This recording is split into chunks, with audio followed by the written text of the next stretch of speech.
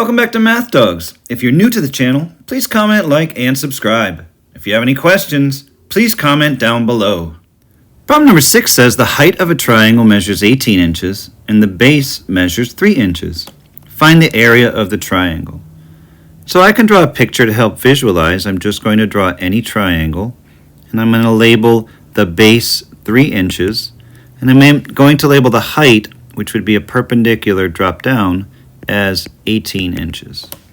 And now I'm going to find the area, which is the space on the inside. And so the area of a triangle is equal to 1/2 times the base times the height. So the area would be equal to 1/2 times the base of 3 times the height of 18. I'm going to multiply 18 by 1/2 first, since 18 is an even number, and all I have to do is take 1/2 of 18 and I would get 9. And then I'm going to multiply 9 by 3. 9 by 3 will give me 27 square inches. And so the area of this triangle would be 27 square inches.